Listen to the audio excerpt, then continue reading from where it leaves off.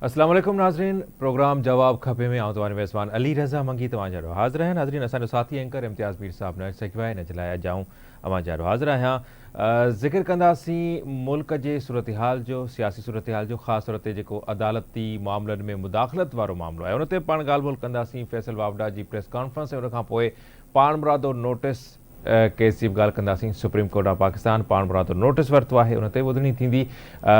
जेके ख़त आहिनि जजिस जा, जस्टिस साहिबान जेके ख़त लिखनि पिया उन ते पाण ॻाल्हि ॿोल कंदासीं। उन खां पोइ असां इहा ज़रूरु ॻाल्हि कंदासीं त सिंध में अमन अमान जी सूरत हाल कीअं आहे। सिंध में अगवा जूं वारदातूं, फुर ऐं चोरियूं रोज़ जो मामूल आहिनि। सिंध पुलिस छा पई करे, पुलिसिंग हिन वक़्तु असां वटि कीअं आहे। उन सां गॾोगॾु पनियाकल मां अगवा कयल नींगर जेको हसनैन आराई आहे उन जी बाज़ियाबी जे लाइ मुख़्तलिफ़ शहरनि में एहतजाजी मुज़ाहिरा कया पिया वञनि।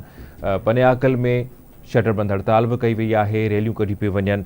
सिंध जे वॾे वज़ीर नोटिस वरितो आहे, IG सिंध खां रिपोर्ट तलब कई आहे ऐं वॾो वज़ीर चवे थो त जंहिं वक़्तु धाड़ो लॻो, नींगर अगवा थियो, उन वक़्तु पुलिस किथे हुई। त इहो सुवाल त यकीनी तौर ते सिंध जे हर माण्हू जो आहे त जंहिं वक़्तु बि कंहिं बि शहरीअ सां का नाइंसाफ़ी थिए थी, का फुर थिए थी, का चोरी थिए थी, उन वक़्तु सिंध पुलिस किथे आहे। इन सॼी सूरत हाल ते ॻाल्हि ॿोल कंदासीं, तबसरो मालूम कंदासीं। स्टूडियो में असांखे जॉइन कयो आहे सीनियर सहाफ़ी आहिनि ऐं आवाज़ TV जा डायरेक्टर न्यूज़ आहिनि नाज़ सैतो साहब। नाज़ साहब भली कर चवां थो। नाज़ साहब, शुरूआत कंदासीं त असां वटि सिंध में अमन अमान जी सूरत हाल जेका आहे उहा बहितर कान्हे का ऐं पुलिसिंग हिकु वॾो चैलेंज आहे। असां वटि अगवा बि माण्हू थियनि था, भुंग बि भरनि था ऐं जेके मुक़ाबला आहिनि उहे बि थियनि था। ही ॿारड़ो जेको अगवा थियो आहे, ऐं मां सम्झां थो, जेकॾहिं मां ग़लति हुजां त ज़रूरु दुरुस्त कजो, त मां सम्झां थो त धाड़े खां पोइ कंहिं नींगर खे अगवा करण जो ही वेझे माज़ी में को अहिड़ो को असांखे मिसाल नथो मिले, अहिड़ो को वाक़ियो पेश न आयो आहे। ऐं कीअं था ॾिसो सूरत हाल खे, पाण पोइ स्पेसिफिक इन केस ते बि ज़रूरु ॻाल्हाईंदासीं। ही ॾाढो अफ़सोसनाक वाक़ियो हो ऐं ही जेकी माण्हू हुया पंहिंजे घर में सुतल हुया, पन्नू आकिल जो मसरूफ़ तरीन इलाइक़ो, और राति जो माण्हू पंहिंजे घर में सुतल, उते हथियारबंद अचनि था ऐं उहो ख़बर न आहे घणियुनि केतिरे इलाइक़े खां आया, इन विच में केतिरियूं पुलिस थाणा हुया, केतिरियूं पुलिस चौकियूं हुयूं। ख़ुदि पन्ने आकिल जी पुलिस जेकी उहा किथे हुई ऐं उहो पोइ घर में घिड़िया, फुरलुट कई ऐं उन खां पोइ माउ जे हंज मां ॿार खणी विया आहिनि। इन करे हीअ त संगीन वारदात आहे, उनजे करे ॻणती बि थिए थी पई। पर अमन अमान जी सूरत हाल जे हवाले सां पोयनि ॾींहंनि में मुराद अली शाह साहब जेकी मुख़्तलिफ़ डिविज़नल हेडक्वार्टर्स में मीटिंग कयूं, उन्हनि में बार बार इहो माण्हुनि खे उन यादि ॾियारियो हो ऐं जाइज़ तौर ते यादि ॾियारियो हो त सूरत हाल इहा हुई। असीं जंहिं सिंध जी ॻाल्हि पिया कयूं, उते रोज़ धमाका थींदा हुआ, माण्हू दहशतगर्दी थींदी हुई, उन ते कंट्रोल थियो आहे। इहा ॻाल्हि बिल्कुलु सही आहे। पर ॻाल्हि इहा आहे त जेकॾहिं उहो मामिलो ठीकु थियो आहे त ही मामला बि के घटि न आहिनि। हिन वक़्तु मुख़्तलिफ़ ज़िलनि में को 40 खां वधीक माण्हू अगवा थियल आहिनि ऐं सूरत हाल इहा आहे त जेकी जंहिं क़िस्म जी वारदात थिए थी पई, जंहिं क़िस्म जूं वारदातूं थियनि थियूं पियूं, उहे के मामूली वारदातूं आहिनि न। न रुॻो इहो वॾे वज़ीर कल्ह इहा बि ॻाल्हि चई त जेकॾहिं हीअ वारदात थी पई त पुलिस किथे हुई। पर हाणे उन खां पोइ बज़ाहिर हिकिड़ो इलाजु इहो थियो आहे जो अॻे न त ईअं थींदो त SHO मुअतल थींदो, हेठियां अमलदार मुअतल थींदा हुआ। अॼु थोरो वधीक तहरुक थियो आहे ऐं SSP सखर जेको आहे उनखे घर भेड़ो कयो अथनि ऐं नओं टास्क ॾेई अमजद शेख खे मोकिलियो वियो आहे त तव्हां कयो।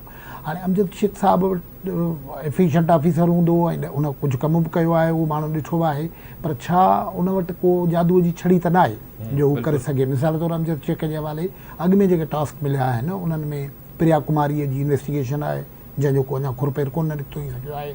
जान मोहम्मद महर वारो क़तलु आहे, इन क़िस्म जा खोड़ केस आहिनि।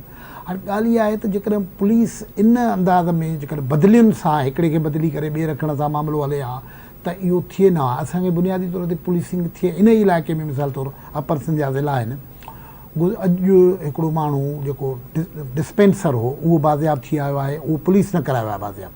मां 4 ॾींहं अॻु में माण्हू राजूणी, पर बेवसी ॾिसो, माण्हूअ जी शहरीअ जी बेवसी ॾिसो त उहे कचे में औरतूं ऐं मर्द गॾिजी क़ुर पाक खणी विया आहिनि ऐं क़ुर पाक खणी घुमायो अथनि। त बाबा अलाह जे वास्ते हाणे ॿियो वास्तो कोन्हे, भुंगो नथा ॾेई सघूं, सरकार मदद थी करे वापसि कयो।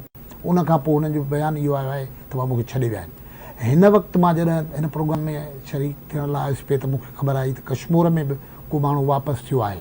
पर गॾोगॾु इहे ख़बरूं बि डिस्टर्ब थियनि थियूं। हिकिड़ी अधु रिकवरीअ जी ख़बर अचे थी त पुठियां वरी अगवा ऐं हिन क़िस्म जी वारदात थिए थी पई। हाणे पनुआ किल जीअं तव्हां ख़बर आहे त पनुआ किल तमामु हसास शहर आहे। पनुआ किल में असां ॾिठो आहे त कैंटोनमेंट बि आहे। हाणे जेकॾहिं उन इलाइक़े में बि इन क़िस्म जी सूरत हाल आहे त पोइ छा कजे? हुते 3 ॾींहंनि खां शहर बंदि आहे। अॼु थाणे जे अंदरि मौजूदु हुयो। पुलिस ग़लति बयानीअ खां जेको कमु वठे थी पई उहो बि ॾिसिजे। मिसाल तौरु गुज़िरियल ॾींहुं वारदात खां पोइ चवनि 24 कलाकनि में असीं आज़ादु कराए ॾींदासीं। उहा मोहलत ख़तम थी वई। उहा मोहलत ख़तम थी वई, कुझु न थियो। वरी 48 कलाकनि जी मोहलत वरी वरिती वई आहे। भई 24 कलाक 48 कलाक छा तव्हांखे ख़बर आहे?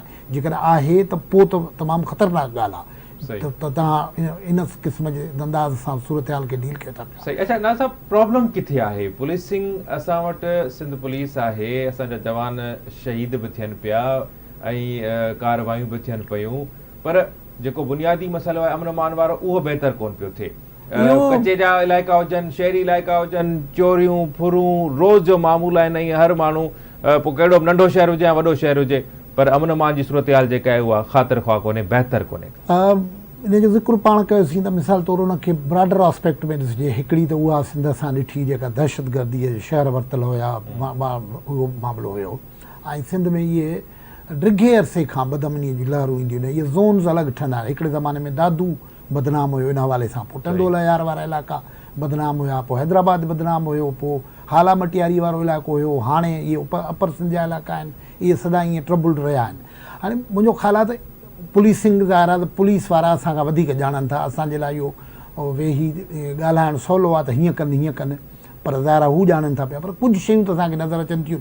मिसाल तौरु हिकिड़ो त आहे पुलिस जी जेकी बुनियादी तौर ते मेरिट ते पुलिस जूं मुक़ररियूं, ख़ासि तौर ते डिस्ट्रिक्ट्स खां वठी जेके पुलिस हाउस ऑफिसर्स आहिनि उन्हनि जी मुक़ररी, उन्हनि में तव्हां ॾिसंदो त किथे उन क़िस्म जी सूरत हाल ख़ासि तौर ते पॉलिटिकल इन्फ्लुएंस जेको पुलिस में घिड़ी आयो आहे उहो उन सूरत हाल खे वधायो आहे। ॿियो हाणे हिकिड़ो नओं ट्रेंड जेको आयो आहे, जंहिं वेतर नाकारा कराए छॾियो आहे, उनजो सची दिलि सां एतिराफ़ु करणु घुरिजे असांखे।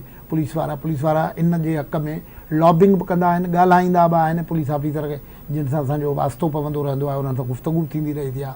पोयनि ॾींहंनि में हिते कराचीअ में आला क़िस्म जे पुलिस ऑफिसरनि सां ॻाल्हि पई थी।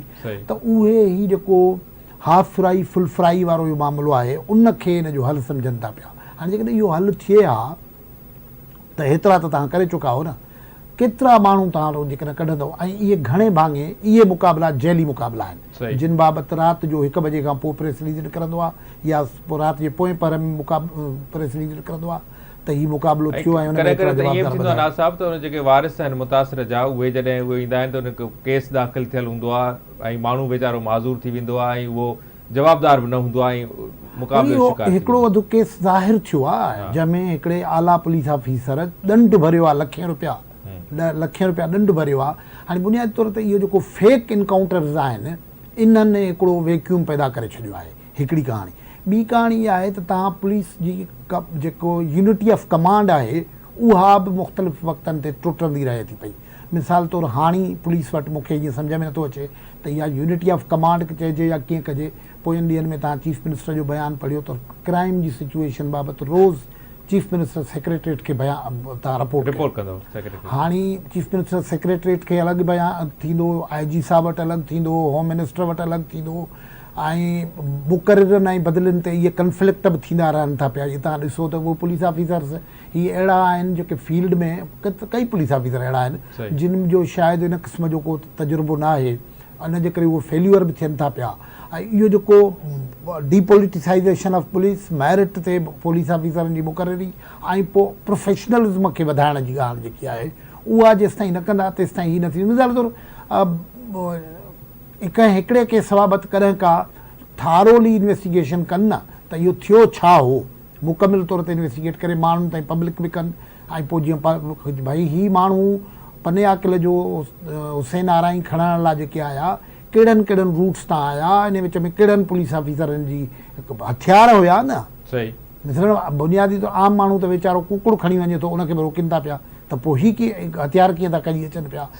ऐं पोइ अलॻि कहाणियूं बि आहिनि, हथियार ट्रेनिंग जी स्किल, इहे बि अलॻि कहाणियूं आहिनि। ऐं उन इलाइक़े में गुज़िरियल केतिरनि ॾींहंनि खां ऑपरेशन हलंदड़ आहे, इहो बि ज़हन में रखो। बिल्कुलु ऐं सही इहे ॻाल्हि। पुलिस ऑफिसर जेके आहिनि उहे सलामियूं तकड़ियूं सलामियूं ऐं ॾाढा सलूट वलूट वठंदा रहनि था पिया, पर सूरत हाल इहा ई थी रहे पई। सही। अच्छा ना साहब, सूबाई घरू वज़ीर ज़ियाउल हसन लंजार साहब भी कुछ ॾींहं पहिरियां सखर ऐं जेका अपर सिंध जा ज़िला आहिनि उते अमन अमान जी सूरत हाल ऐं जेके ख़ासि तौर ते कचे में ऑपरेशन आहे, रेंजर सां गॾियल ऑपरेशन थिए पियो, उन में बि का अहिड़ी का ख़ातिर ख़्वाह या अहिड़ो को आउटपुट नज़र कोन पियो अचे, हिन वक़्त ताईं नज़र कोन आयो आहे। ऐं अमन अमान जी सूरत हाल जीअं हाणे हीउ हिकिड़ो वॾो हिकिड़ो अलमियो आहे, अलमियो पाण हिनखे जेकॾहिं चऊं त ग़लति न हूंदो त पने आकिल मां, छाकाणि त अॼुकल्ह असांखे पुलिस ऑफिसर्स इहो बि ॿुधाईंदा आहिनि त हाणे औरताणे आवाज़ ते हिरखिजी माण्हू पाण कचे पहुचनि था, पर हिन केस में त ईअं बिल्कुलु बि न आहे। ऐं पुलिस वारा इन ॻाल्हि खे ॾाढो घणो रिपोर्ट कराईंदा आहिनि त हेतिरा माण्हू असां अॻुवा थियण खां बचाए वरिता, छाकाणि त इहे विया पिए पुॼनि हाणे इहो त हाणे उन्हनि जी डेटा आहे जेकी कजे, पर कहाणी आहे त तव्हां बिल्कुलु सही पिया चयो त न रुॻो होम मिनिस्टर पर असां ॾिठो IG साहिबु, पोइ चीफ मिनिस्टर, इन्हनि सभिनी इलाइक़नि में बार बार दौरो कराया आहिनि। DG रेंजर्स कल्ह उते दौरो कयो आहे, उते असांखे रेंजर्स मुख़्तलिफ़ हंधनि ते बीठल बि नज़र अचे थी पई, पर जेकॾहिं रिज़ल्ट न आहे त इन्हनि आवणियूं जावणियूं जेके पंजाबीअ में आवणियूं जावणियूं चइबो आहे, इन्हनि आवणियूं जावणियूं सां कहिड़ो फ़र्क़ु पवंदो? छा जे ऐं माण्हुनि ते ज़ाहिर आहे उन ते तेल ख़र्चु थिए थो, वसीला ख़र्चु थियनि था, ॿिया बयानबाज़ियूं बि थियनि थियूं, उहे बि थियनि था पिया, पर रिज़ल्ट त इहो आहे त उन इलाइक़े मां जेकी माण्हू आहिनि उहे इनसिक्योर वधीक थियनि था। ऐं उनजे करे तव्हां ॾिसो हिन में का कंस्पायरेसी कोन्हे, माण्हू केतिरा कंसर्न हुया गुज़िरियल 3 ॾींहंनि खां लगातार इहो थियो। अॼु थाणे ते माण्हू अची वेही रहिया, का ईअं जेको पुने अकिल वारी तव्हां फुटेजिस ॾिसंदो, जेके माण्हू हुते आहिनि उहे जेको रिपोर्ट असां ॿुधाइनि था पिया त हर घर जो माण्हू हुयो, छाकाणि त जेकॾहिं को ॿालो खॼी वियो आहे त सभु वालदेन इनसिक्योर थी वेंदा, ऐं इनसिक्योरिटी हर कंहिंखे पुलिस मोबाइल मिलियल कान्हे, न को ॾेई सघे थी सरकार त हर कंहिंखे हिकिड़ो सिक्योरिटी गार्ड ॾिए, हिकिड़ो पुलिस स्क्वाड ॾिए ऐं उहो करे। इहो जेको जनरल सिस्टम आहे उनखे ठीकु करिणो पवंदो। हाणे ज़ाहिर आहे त पुलिस ऑफिसर्स बि जेकॾहिं मिसाल हिकिड़ा माण्हू प्रूव इन आहिनि त किथे बि रिज़ल्ट नथा ॾियनि, उहे बार बार छो था अचनि? उन्हनि खे कढो, जेके प्रूव इन आहिनि जिन कुझु न कुझु डिलीवरी कई आहे उन्हनि खे मौक़ो ॾियो। ॿियो सभ खां वॾो इहो जेको पुलिसिंग जो सिस्टम, हाणे इहो असीं ज़ाहिर आहे त इहो पुलिसिंग इंतिज़ामिया उन्हनि जो कमु आहे, असीं कोई हिन मामले जा एक्सपर्ट न आहियूं, पर भाई को कंहिं माण्हूअ खे पतो न आहे त केतिरा ॾींहं उहो उते मुक़ररु रहंदो, ऐं हर को या वक़्तु टपाइण जे लाइ रहे थो त वक़्तु कढी वञा, या वरी ख़ौफ़ में रहे थो त अलाए केॾीमहिल मुंहिंजो बदिली ऑर्डर अची वेंदो या मूंखे हटाए छॾींदा। हाणे बुनियादी तौर ते इहो उन जे खां पोइ जेको इन्फ्लुएंशियल माण्हू आहे उते उन जी सलामीअ जो मसइलो आहे, ऐं हीअ ख़ासि तौर ते जेको प्राइवेट फोर्सिस वारो मामिलो आयो आहे उन त हिकिड़ो भेरो क्रिमिनल्स जी वधीक दिलि वधाए छॾी आहे पोयनि ॾींहंनि में। जेको प्राइवेट माण्हू बलूचिस्तान खां आया ऐं उन्हनि जी वेलकम कई वई आहे, उन खां पोइ सूरत हाल एग्रेवेट थी आहे वञी न।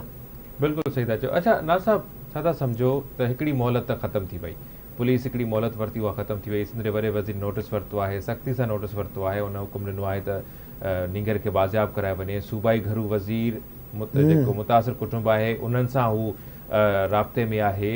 IG सिंध जो बयानु तव्हांजे साम्हूं आहे, त अव्हां छा था सम्झो त हीअ मोहलत जेका आहे ॿी मोहलत उहा बि मोहलत थी वेंदी? मुख़्तसर जवाबु ॾिजो सर। हाणे ॾिसो न, ख़बर न आहे हिननि कीअं 48 कलाकनि में हिननि वटि का मालूमात आहे, किलियूं आहे। अॼु इहो चयो आहे त हुनजे वारसनि खे ॿुधायो अथनि त छा प्रोग्रेस थी आहे, उनखे राज़ न कजो। असांजी ख़्वाहिश इहा आहे त ख़ुदा करे ॿारु अची वञे, पर जेकॾहिं ॿारु न ईंदो ऐं सूरत हाल इहा रहंदी त इहो पोइ ख़ुदि सरकार जे क्रेडिबिलिटीअ जो मसइलो थी वेंदो त तव्हां माण्हुनि खे ॾटा ॾेई, कूड़ा दलबा ॾेई, सहारा ॾेई या आसरा ॾेई कमु टपायो था पिया। इहा त ख़राबु ॻाल्हि थींदी। हाणे जेकॾहिं 48 कलाकनि में कीअं बाज़ियाब कंदा, पोइ जेकॾहिं थी थो वञे त इहो जांच कजे त 48 कलाकनि जी हिनखे अॻुवाट ख़बर कीअं थी पवे। सही, बिल्कुलु सही। वरी महिरबानी नाज़ सेठो साहब, तव्हां पंहिंजो टाइम ॾिनो।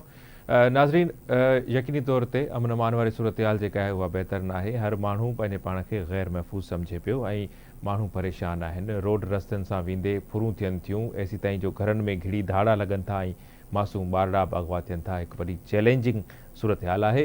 प्रोग्राम जारी आहे, वठूं था ब्रेक।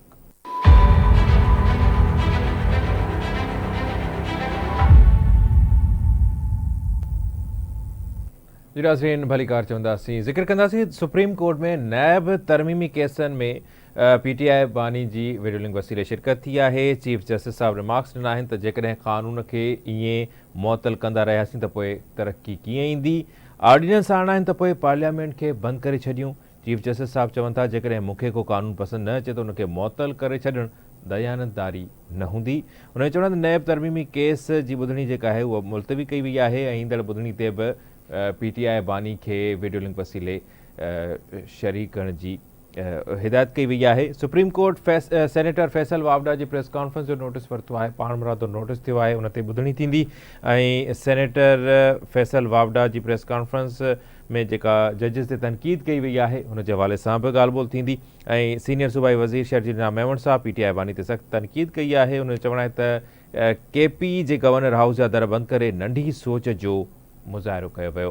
हिन वक़्तु जेका अदालतुनि में मुबैना मुदाख़लत हले पई, जेके जज साहिबान ख़त लिखनि पिया, ख़ासि तौर ते बाबर सत्तार साहब जी ॻाल्हि खां पोइ जेको ही माहौल जुड़ियो आहे, पाण उन ते बि ॻाल्हि ॿोल कंदासीं। हिन वक़्तु असांखे जॉइन कयो आहे क़ानूनदान आहिनि, सीनियर वकील आहिनि, राजा ख़ालिद महमूद साहब। अस्सलाम वालेकुम राजा साहब। वालेकुम अस्सलाम। बहुत शुक्रिया राजा साहब। कैसे देखते हैं जो मुदाखलत की बातें हो रही हैं और सेनेटर फैसल वावडा की प्रेस कॉन्फ्रेंस के बाद सो मोटो हुआ है और सुप्रीम कोर्ट में आज जो है नैब तरमीमी केस के हवाले से भी जो है वो हियरिंग हुई है, तो हम जो आज हियरिंग हुई है उस पर बात करेंगे कि चीफ जस्टिस साहब कहते हैं कि अगर जितने भी कानून हमें पसंद ना हो और वो हम मुअत्तल कर दें तो ये दयानतदारी नहीं होगी। क्या कहेंगे आप इस हवाले से? गुजारिश इस तरह से है कि चीफ जस्टिस साहब ने ये बिल्कुल दुरुस्त फरमाया कि वो कानून जो आपको नापसंद है, सपोज या आपको फेवर नहीं कर रहे किसी को, किसी खास तबके को, अब यहाँ पे इमरान खान साहब की मिसाल ले लें कि इमरान खान साहब जब प्राइम मिनिस्टर थे, जब चीफ एग्जीक्यूटिव थे इस मुल्क के, तो उस वक्त उन्होंने ये ऑर्डिनेंसेस पास करवाए, ये ऑर्डिनेंसेस लेके आए और तकरीबन नैब ऑर्डिनेंसेस में जो तरमीम आई है 2/3 तरमीम उनके दौर में हुई। लेकिन जब वो वजारत उज़्मा से निकल गए, इक़्तिदार से बाहर हो गए, तो फिर वो पिटिशनर बन गए और उन्होंने चैलेंज कर दिया। ये हमारा दोहरा मयार है कानून साजी के हवाले से या कानून के हवाले से कि उस वक्त आपको, चूंकि वो कानून आपके जो पॉलिटिकल राइवल्स हैं, पॉलिटिकल ओपोनेंट्स हैं, उनके खिलाफ इस्तेमाल हो रहा था, तो आप बड़े करो फर से उसके ऑर्डिनेंसेस जारी करवा रहे थे, उसे प्रोटेक्ट कर रहे थे, उसे डिफेंड कर रहे थे। लेकिन जब वो कानून किसी आपके खिलाफ इस्तेमाल होना शुरू हुए तो आपने उन्हें चैलेंज कर दिया, तो ये दोहरा मयार है, इसे खत्म होना चाहिए। एक बात। दूसरी बात यह है कि फैसल वावडा साहब के हवाले से आपने कहा, तो हेलो आवाज आ रही है मेरी? जी जी सर आ रही है, प्लीज। जी जी, फैसल वावडा साहब। अच्छा सर, एक मेरा सवाल है सर, मेरा एक सवाल है कि फैसल वावडा साहब ने एक दो सवाल रेज किए, पर्टिकुलरली जो उनका क्वेश्चन है डुअल नेशनलिटी के हवाले से। तो जब एक पार्लियामेंट के अंदर बैठा हुआ इंसान जो 5 साल के लिए इलेक्ट होता है, वो उसका नहीं होता कि उसने 62 साल उम्र पूरी करनी है, 45 साल का बंदा जज बन जाता है, 17 साल तक वो हाई कोर्ट का जज, और फिर अगर उसकी एलिवेशन हो सुप्रीम कोर्ट में तो 3 साल मजीद, यानी 65 साल तक वो सर्व कर सकता है, नहीं 20 साल तक वो रहता है अदारे के अंदर, अदलिया के अंदर। सही। तो उसकी डुअल नेशनलिटी हो, लेकिन उसे ना देखा जाए। और दूसरी तरफ अगर कोई पार्लियामेंट का मेंबर है तो डुअल नेशनलिटी की बुनियाद पे वो नाइल करार पाए, तो क्वेश्चन तो इम्पोर्टेंट है और इस हवाले से इसका जायजा लिया जाना चाहिए। जो हमारे जजेस हज़रात पाकिस्तान की वफादारी का भी ओथ लेते हैं, नजरिया पाकिस्तान की वफादारी का भी ओथ लेते हैं और किसी और मुल्क की वफादारी का भी ओथ लेते हैं, जजेस हज़रात हैं जो भी शहरी है, तो फिर उन्हें सोचना होगा कि अगर वो सर्व पाकिस्तान को करना चाहते हैं तो फिर एक नेशनलिटी जो फॉरेन नेशनलिटी है वो उन्हें छोड़नी होगी। तो मेरे ख्याल में जो इस हवाले से जो क्वेश्चन था that was very pertinent, very important. रही बात इल्जामात की हद तक, राजा साहब मेरी आवाज आ रही है? इस तरह की बातें कोई इससे पहले पीटीआई के लोग जजेस के हवाले से क्या क्या नहीं कहते रहे और अब भी क्या क्या नहीं कहते। सही। राजा साहब मेरी आवाज आ रही है आपको?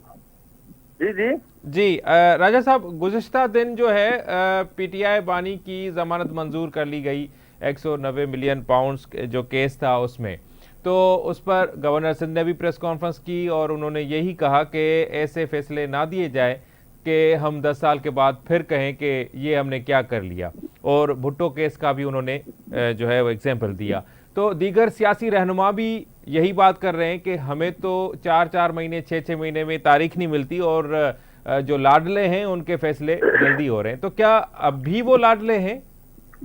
जी देखिए, ये तो आप मुझसे ज्यादा बेहतर जानते होंगे कि अब भी हैं या नहीं, लेकिन दोहरा मयार तो सामने आता है कि पाकिस्तान की हिस्ट्री में, इम्तियाज साहब आप मुझे उस कैदी का नाम बता दें कि जिससे 90 फीट का कमरा मिला हो, जिसके अंदर ट्रेडमिल भी हो, जिसके अंदर साइकिल भी हो, जिसके अंदर डंबल्स भी हो, एक्सरसाइज के तमाम आलात मौजूद हो, और फिर उससे हटके यानी देसी घी में देसी चिकन और ये सारी सहूलतें, और फिर वीडियो कॉल की सहूलतें, और वीडियो के जरिए सुप्रीम कोर्ट में हाजिरी। तो ये किसी और को, मियां नवाज शरीफ का आप देख लेना, उन्होंने खुद कहा कि मैं डीएसपी के पास बैठ के उसे बार बार रिक्वेस्ट करता रहा, और 1 घंटे तक मैं उसे रिक्वेस्ट करता रहा कि इंग्लैंड में मेरे बच्चों से मेरी बात करवा दें, चूंकि मेरी वाइफ की कंडीशन ठीक नहीं, तो मुझे वो खैरियत बता दें। तो उसने बात नहीं करवाई और उसने कहा कि हमें मना किया गया, और थोड़ी देर के बाद वही डीएसपी दौड़ता हुआ आया कि आपके लिए अच्छी खबर नहीं है, उनका इंतकाल हो गया। एक तरफ तो आपका ये रवैया है, इसी तरह बाकी जो पीपल्स पार्टी के लोग या किसी भी पॉलिटिकल पार्टी के, उनके साथ आप दूसरा रवैया रखते हैं, इनके साथ कुछ और रवैया है। ये इस वक्त भी बड़े ठाठ बाट से वहां पे 5 स्टार किस्म की इन्हें जेल मिली हुई है, वहां पे मजे कर रहे हैं, तो सारी हर तरह की सहूलतें उन्हें हासिल हैं। तो अपने दौर में तो ये कहते थे कि जी ये एसी उतार दूंगा मैं नवाज शरीफ का मुल्क में जाके, चूंकि अगर इस तरह की जेल दी जाए तो फिर जेल का क्या हुआ, क्या तस्वर ही खत्म हो गया। यानी इस तरह की अय्याशी आप अगर जेल में करवाएंगे तो जेल का कंसेप्ट ही खत्म हो जाता है। सही। राजा साहब, पूरे मुल्क में लाखों केसेस हैं जो इल्तवा का शिकार है, लेकिन हाई प्रोफाइल केसेस जो हैं वो हफ्तों में हल किए जाते हैं। तो इससे तासुर क्या जाता है आलमी सतह पर, और जो हमारे लोग हैं, हर पाकिस्तान का जो शहरी है, वो उसके जहन में क्या तासुर जाता है? देखिए, तासुर तो फौरी ये जाता है कि लोग निजाम से मायूस होते हैं, निजाम से उनका एतमाद उठ जाता है। जब आपके लिए कोई और पैमाना होगा और आम आदमी के लिए, खास के लिए कोई और आम के लिए कोई और पैमाना होगा, कोई और तरह का ट्रीटमेंट होगा, तो इसे कहते हैं कि डिस्क्रिमिनेटरी ट्रीटमेंट। इस इम्तियाजी सलूक की बुनियाद पे लोगों का उस सिस्टम से एतमाद उठ जाता है। तो लिहाजा इसे इसमें यकसानियत लाने के लिए, यूनिफॉर्मिटी लाने के लिए जरूरत इस बात की है कि आप सबके लिए, अब देखें, आपने बिल्कुल दुरुस्त फरमाया कि क्रिमिनल अपील 7-7, 8-8 सालों के अंदर सुप्रीम कोर्ट में नहीं लग सकी। मैं जाती तौर पे किसी एक केस में वकील हूँ सुप्रीम कोर्ट में, तो 7 सालों के बाद यानी 2017 की अपील जाके तो अभी ये 1-2 दिन पहले फिक्स हुई।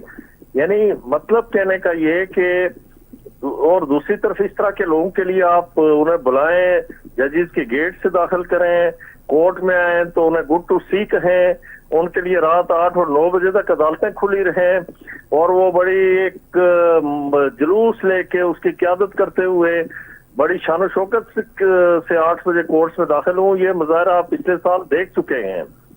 तो ये रवैया जो है निजाम से लोगों का एतमाद उठाता है, उनके कॉन्फिडेंस को शेक करता है, जिसका फिर अल्टीमेट क्या होता है कि लोग खुद इंतकाम भी लेते हैं, खुद कानून को अपने हाथों में लेते हैं और फैसले भी खुद करना शुरू कर देते हैं।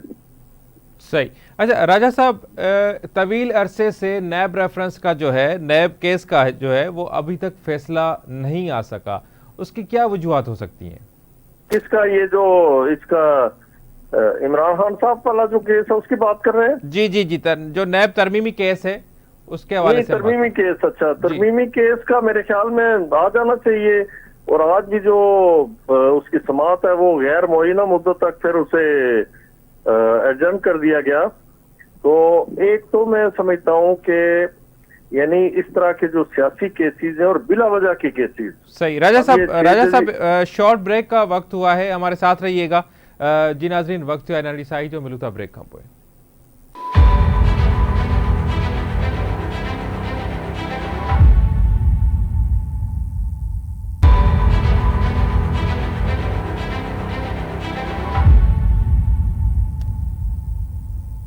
जी नाज़रीन भलीकार चंदा सिंह जी। राजा साहब आपकी तरफ आऊँगा।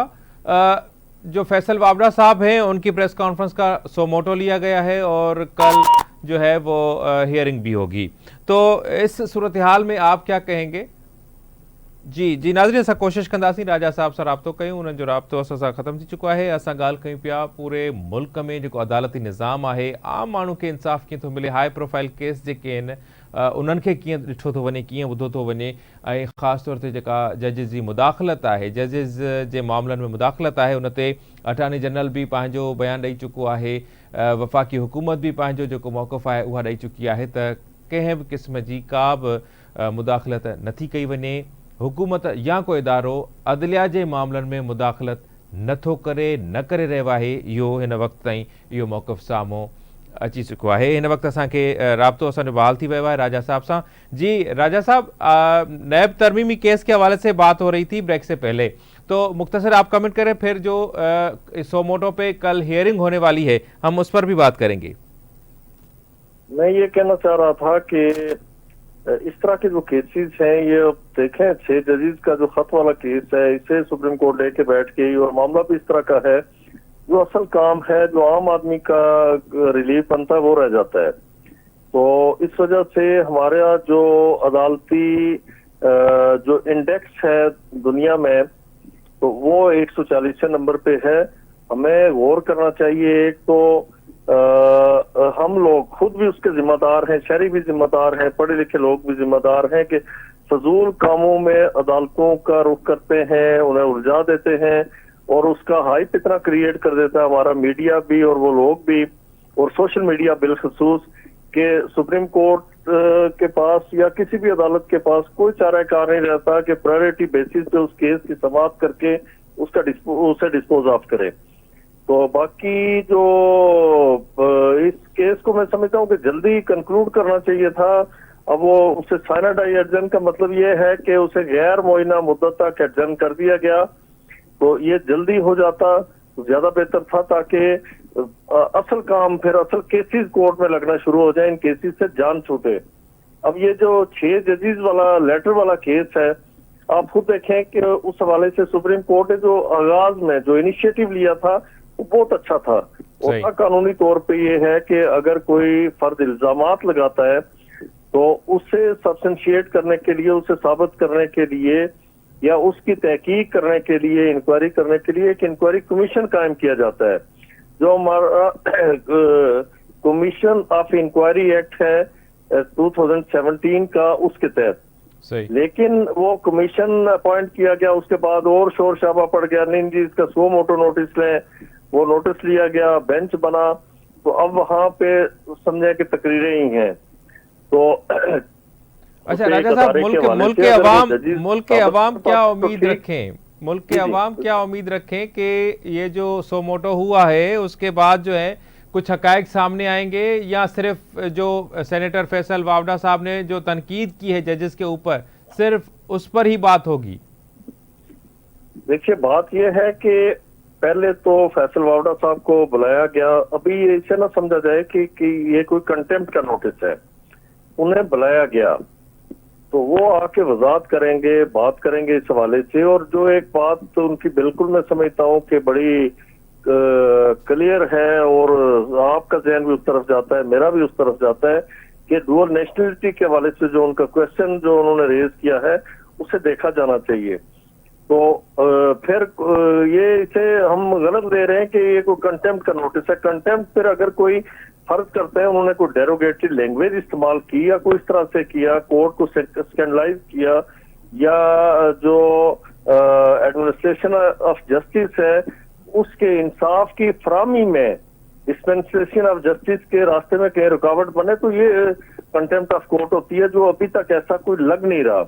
और इसी तरह की प्रेस कॉन्फ्रेंस आपको पता है कि कलाल चौधरी साहब ने और सिंध के मिनिस्टर भी पता नहीं शजीद साहब ने, या किसी, मुझे नहीं जहन में आ रहा, लेकिन वहां से भी किसी मिनिस्टर ने की, और शायद मुस्तफा कमाल साहब ने भी कोई ऐसी बातें की। ये एक नहीं बल्कि बहुत लोगों का सवाल है कि आप यहाँ जब पार्लियामेंटेरियंस के लिए एक रवैया रखते हैं तो वही रवैया हर अदारे के सरबराह या उस अदारे के एम लोगों के लिए होना चाहिए कि वो डुअल नेशनलिटी कैसे रख सकते हैं। तो यानी अगर कोई पार्लियामेंट का मेंबर, यानी सही। कोई फर्ज डुअल नेशनलिटी वाला पार्लियामेंट का मेंबर नहीं बन सकता, वो किसी एपेक्स कोर्ट का, हायर जुडिशरी का मेंबर या उसका जज कैसे बन सकता है। सही, बहुत शुक्रिया राजा ख़ालिद महमूद साहब, आपने हमें टाइम दिया। नाज़रीन, प्रोग्राम पंहिंजी पुॼाणी ते पहुचे थो, ॾींदा इजाज़त, अल्लाह निगहबान।